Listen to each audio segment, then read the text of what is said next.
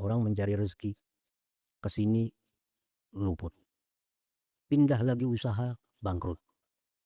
Pindah lagi usaha ke sini, menambah hutang. Tertutup pintu rezeki. Kalau orang sudah dibukakan pintu rezeki, segala usahanya akan berhasil. Buka usaha ini untung, buka usaha itu untung, buka usaha semua usahanya jadi untung. Karena pintu rezeki sudah dibuka. Dia menuntut ilmu ini dapat ilmu. Dia menuntut ma'rifat kepada Allah, diberi Allah ma'rifat. Karena pintu perbendaharaan gaib dibukakan oleh Allah Subhanahu wa taala. Rezeki tertutup dibuka. Ilmu tertutup.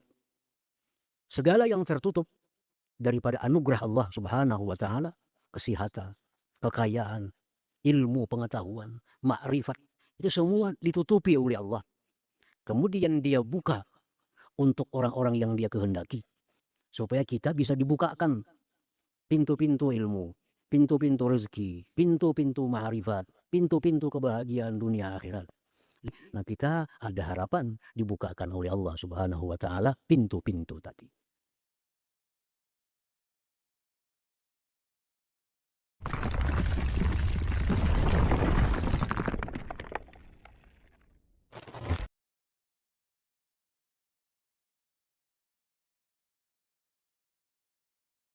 Bismillahirrahmanirrahim.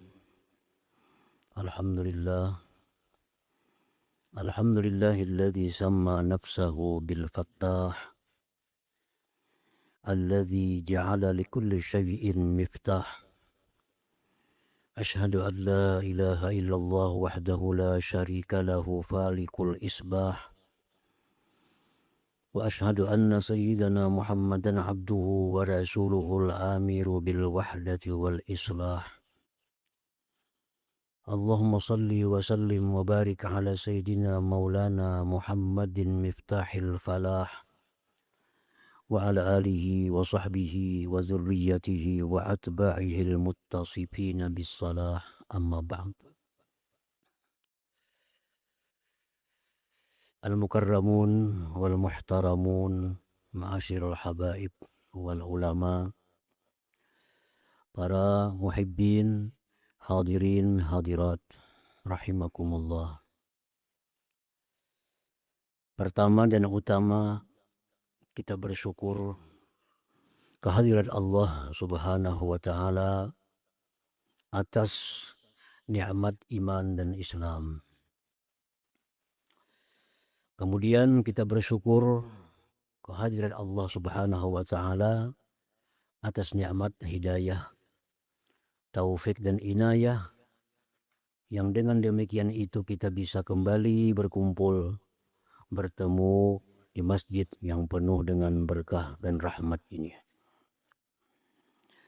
Salawat dan salam atas junjungan kita Nabi besar Muhammad sallallahu alaihi wasallam dan seluruh keluarga, para sahabat, zurriyat dan pengikut beliau ila yaumil qiyamah.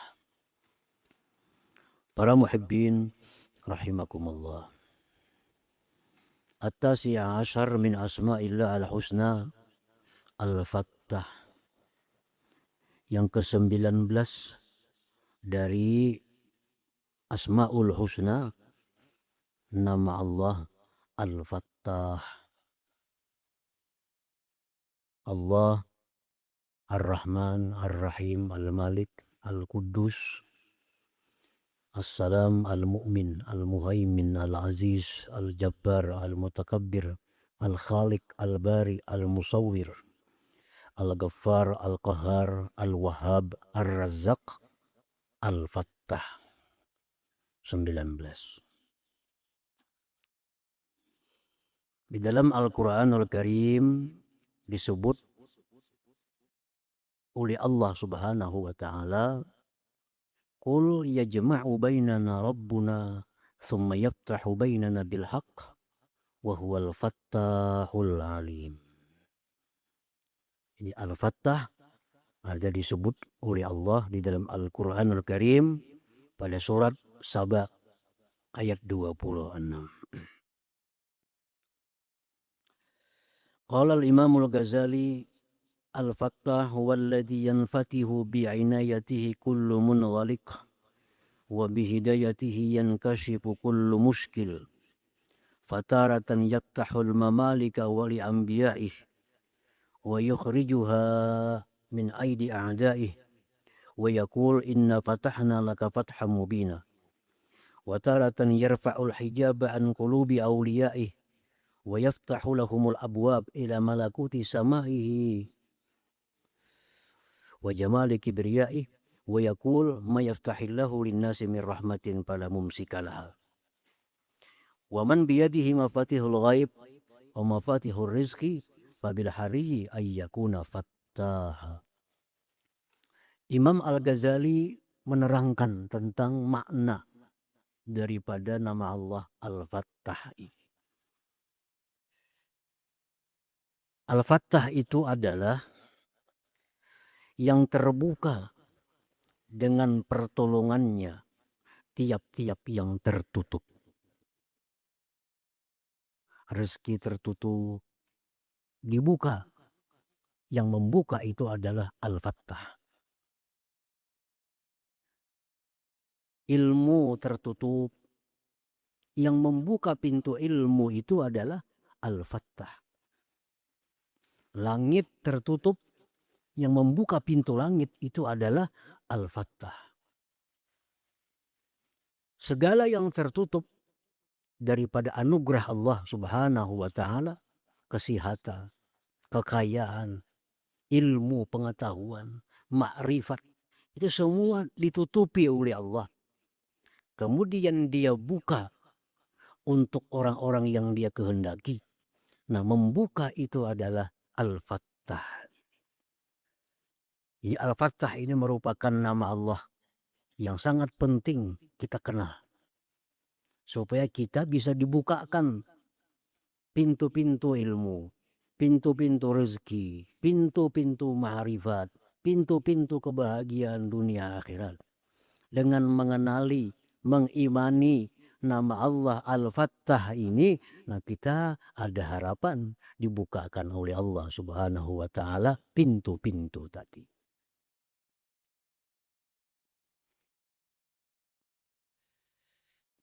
Al-Fattah dialah yang terbuka dengan dia kullu munghalik, tiap-tiap yang tertutup. Orang mencari rezeki kesini luput. Pindah lagi usaha bangkrut. Pindah lagi usaha ke sini menambah hutang. Tertutup pintu rezeki. Kenapa sebabnya? Karena belum dibuka oleh Al-Fattah. Nah, kalau orang sudah dibuka akan pintu rezeki oleh Al-Fattah, segala usahanya akan berhasil. Buka usaha ini untung, buka usaha itu untung, buka usaha ini, semua usahanya jadi untung. Karena pintu rezeki sudah dibuka oleh Al-Fattah. Dia menuntut ilmu ini, dapat ilmu. Dia menuntut ma'rifat kepada Allah, diberi Allah ma'rifat. Karena pintu perbendaharaan gaib dibukakan oleh Allah Subhanahu wa ta'ala. Nah, para muhibbin rahimakumullah.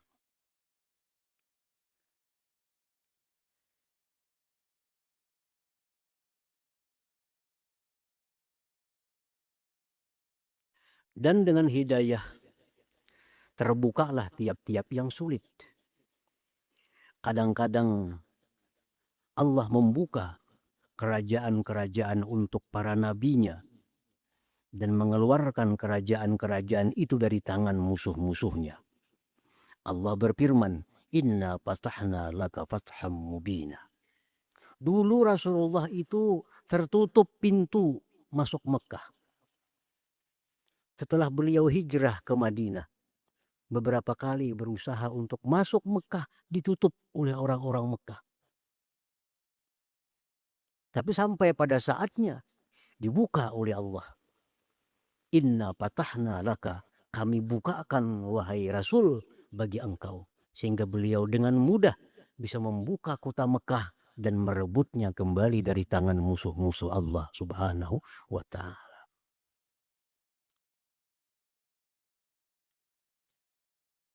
Wa taratan yarfa'ul hijab an qulubi awliyaih wa yaftahu lahumul abwab ila malakuti samaihi wa jamali kibriyai. Kadang-kadang Allah Subhanahu wa Ta'ala yang namanya Al-Fattah membuka hijab. Membuka hijab. Kalau Allah buka hijab, kita akan melihat hakikat sesuatu. Kenapa kita melihat matahari itu hanya matahari? Kenapa kita melihat bulan itu bulan? Kita kada bisa melihat apa yang ada di balik bulan itu. Apa yang ada di balik satu nikmat itu. Apa yang ada di balik satu musibah itu. Kita kada melihat. Karena didinding oleh Allah Subhanahu wa Ta'ala. Nah, karena didinding oleh Allah, lalu musibah yang datang itu menyedihkan kita. Musibah yang datang itu menyusahkan kita. Kenapa musibah itu buat kita susah? Karena kita didinding oleh Allah tentang dibalik musibah itu ada apa. Nah, kalau sudah dibuka oleh Allah dinding, dibuka oleh Allah hijab, sehingga kita bisa melihat apa di balik satu musibah itu. Nah, niscaya kita akan dapat ketenangan. Kita akan dapat kegembiraan. Karena kita sudah tahu ternyata di balik musibah itu ada sesuatu anugerah yang sangat besar yang disediakan Allah Subhanahu wa Ta'ala.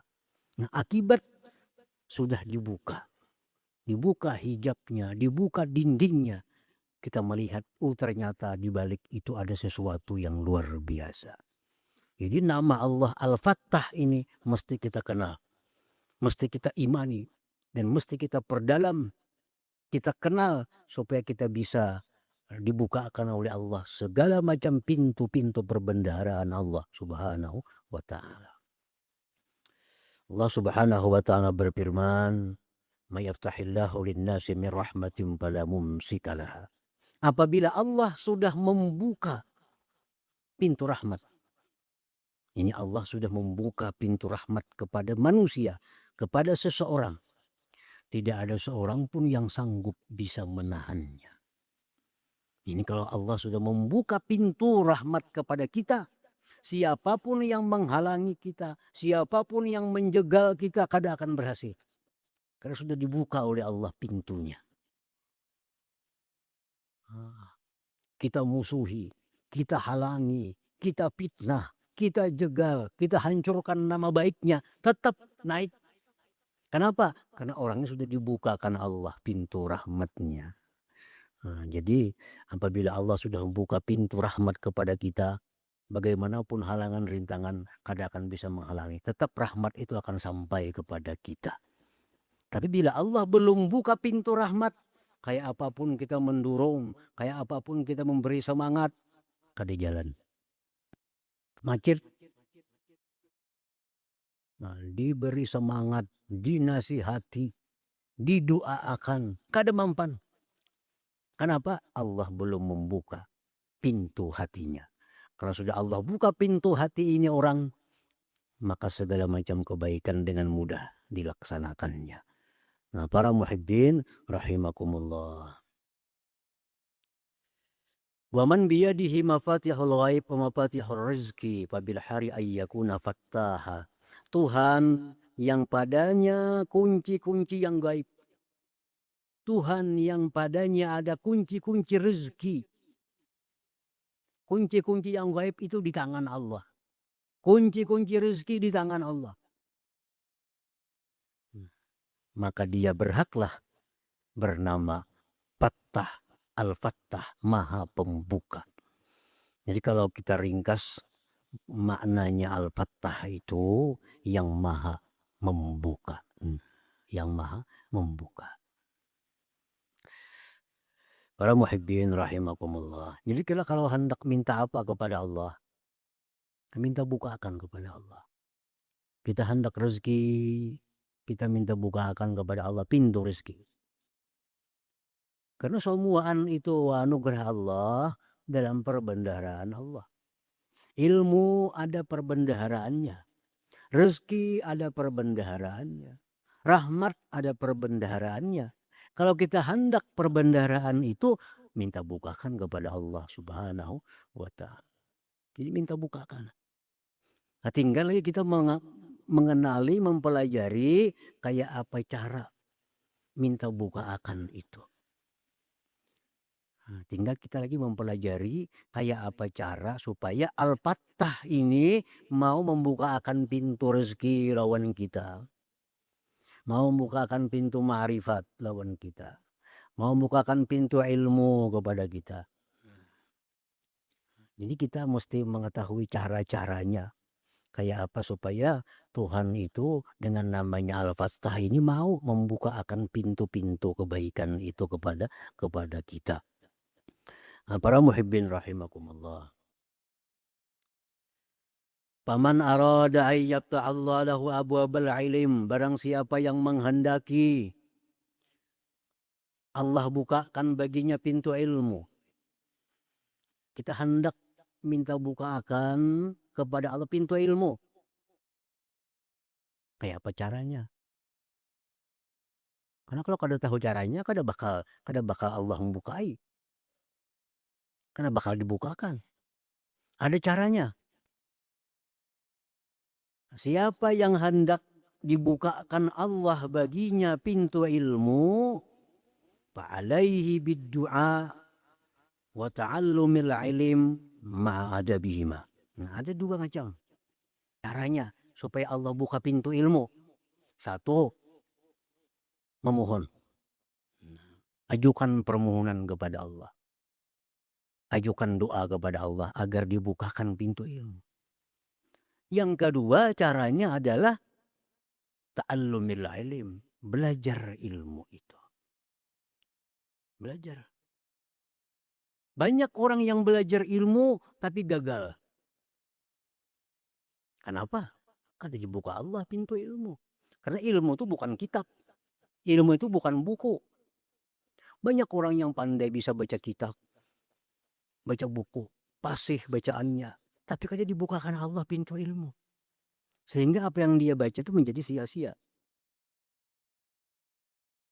Nah, jadi supaya kita dapat ilmu, minta bukakan lawan Tuhan pintunya. Kayak apa minta bukaan pintunya itu? Satu, berdoa. Yang kedua, pelajari.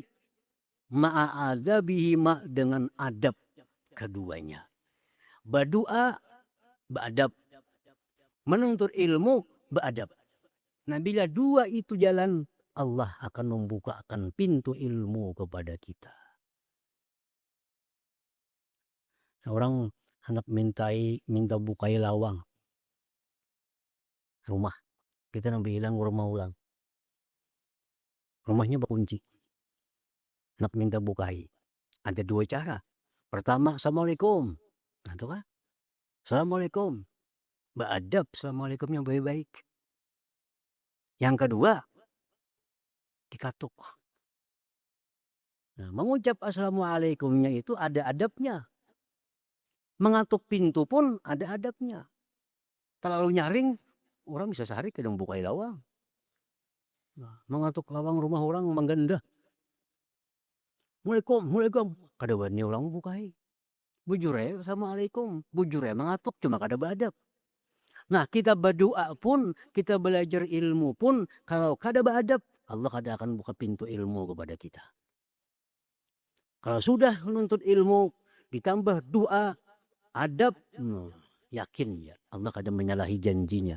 Pasti akan membukakan pintu ilmu itu kepada kita. Nah, para muhibbin rahimakumullah. Apa adabnya orang berdoa itu? Kayak apa cara permohonan kita yang beradab itu macam apa? Sangat banyak tata caranya, adabnya itu. Yang pertama, cara ringkasnya, ayyuhdiral qalba. Dia hadirkan hatinya. Jadi kita minta bukai pintu itu jangan hanya di mulut. Allah tahu isi hati kita. Jadi mesti mulut minta bukai pintu ilmu, hati pun sama. Jadi kalau berdoa kepada Allah, kalau hanya di mulut kada dihiraukan Allah. Allah kadang mengabulkan satu doa min qalbin ghafil, dari hati yang lalai.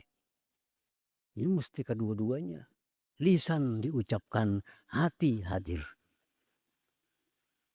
Itu adabnya doa. Nah yang kedua, tadarru. Benar-benar berharap. Bujur-bujur berharap. Kalau kita berdoa kepada Allah, tapi kada seberapa berharap, Allah kada memberi. Itu hanya kada perlu juga. Kada perlu juga. Bujur-bujur berharap. Jadi berharap itu bujur-bujur, hatinya berharap bujur, anggota tubuhnya pun berharap bujur. Ucapannya pun berharap bujur. Nah, tanda-tanda orang yang bujur-bujur berharap itu hati.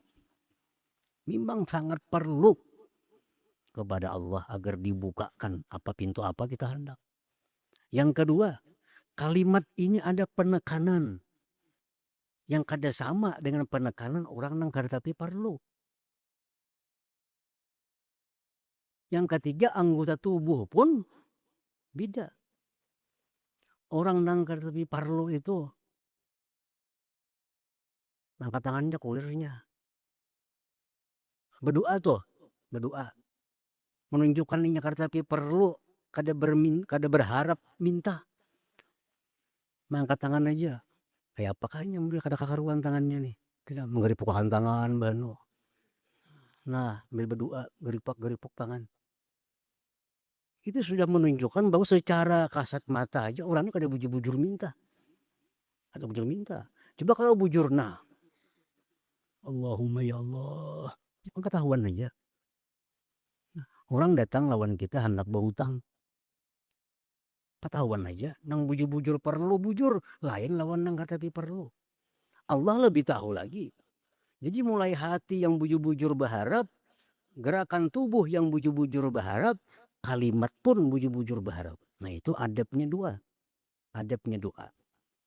Nampakkan bahwa kita bujur-bujur perlu melawan Allah Ta'ala.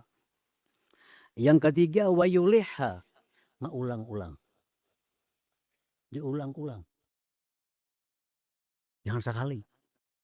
Diulang-ulang. Diulang-ulang. Anak minta bukakan pintu ilmu kepada Allah. Diulang-ulang. Jangan sekali aja. Ya Allah, bukakan hamba pintu ilmu. Alhamdulillahirrabbilalamin. Nah sekaliannya minta. Sekaliannya. Isuknya sekali ulang. Di Tuhan ini ada bujur-bujur dan nih. Kenapa disuruh mengulang-ulang dia berdoa itu?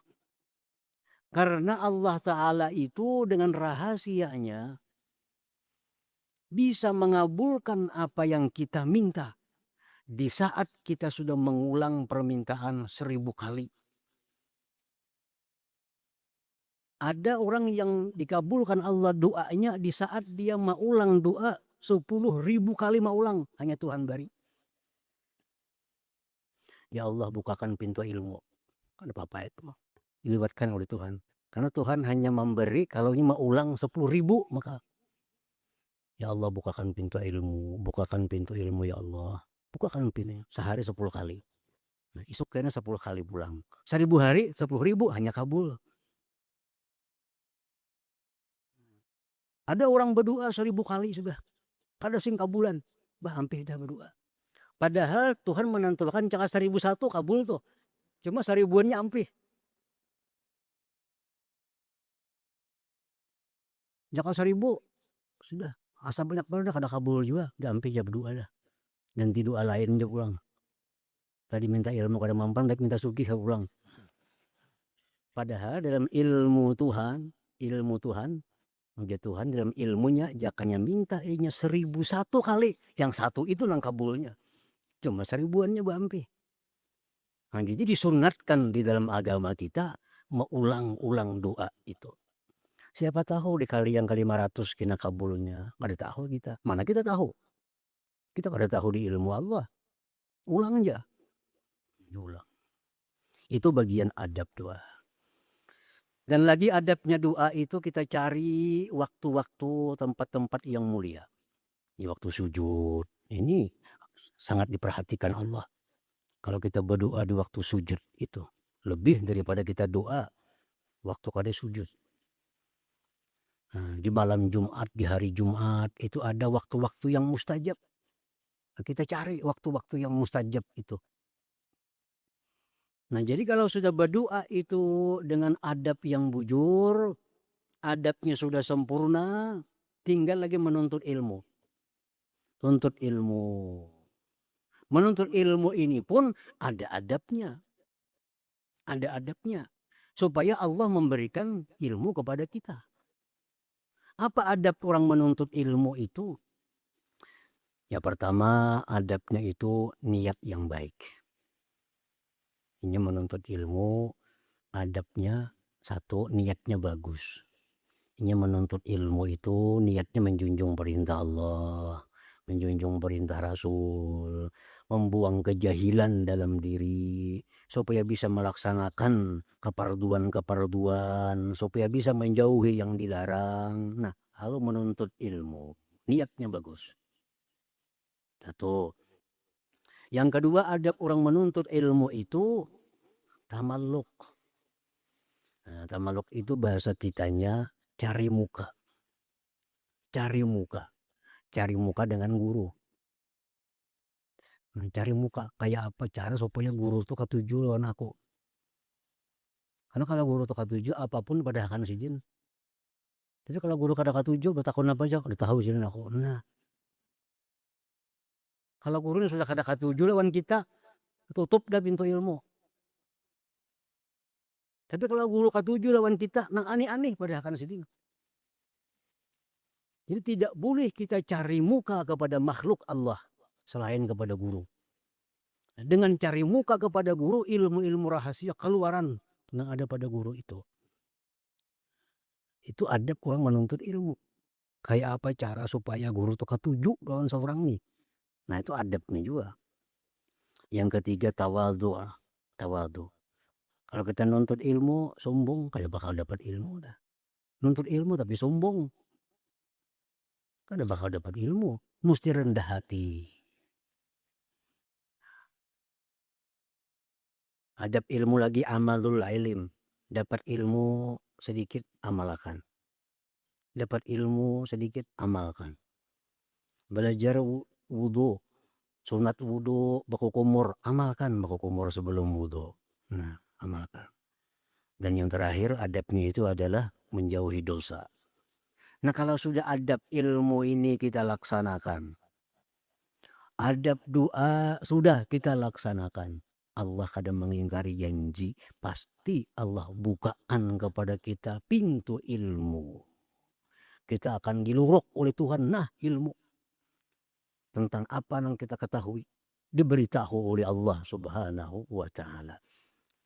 Jadi man arada ayyaftahallahu alaihi babal ilmi, siapa yang menghendaki, mengingini dibukakan Allah pintu ilmu. Ilmu ini ada pintu. Ilmu ini barang mahal. Ilmu itu adalah barang mahal. Di mana bukti ilmu itu barang mahal? Innallaha yu'til mal ala man yuhib wa ala man la yuhib. Wa la yu'til ilma illa ala man yuhib.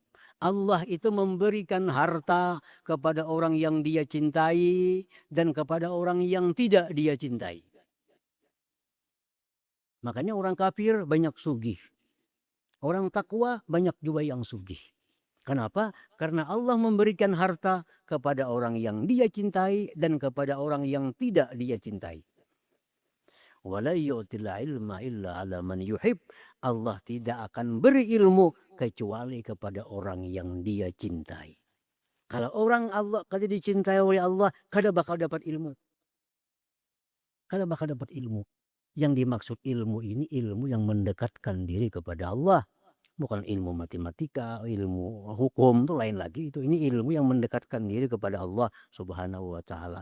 Kalau hendak mendapatkan ilmu yang bisa mendekatkan diri kepada Allah, kita mesti jadi orang yang dicintai Allah dulu.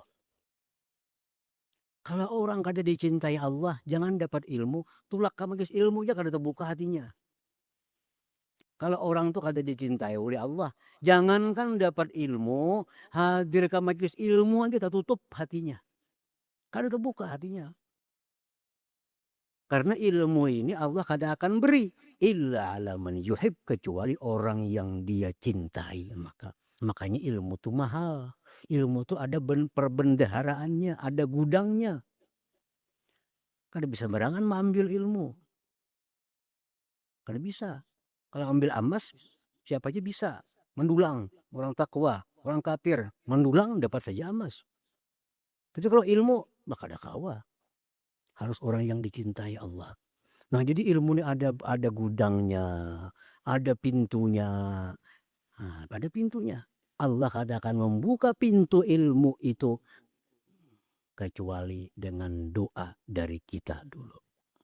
Doa bujur-bujur tadi, doa yang beradab. Dan menuntut ilmu dengan cara yang beradab. Bila dua itu kita lakukan, Allah akan buka pintu ilmu itu. Sehingga kita akan dapat ilmu dari Allah Subhanahu wa Ta'ala. Yang dengan ilmu itu kita akan dekat dengan Allah Subhanahu wa Ta'ala.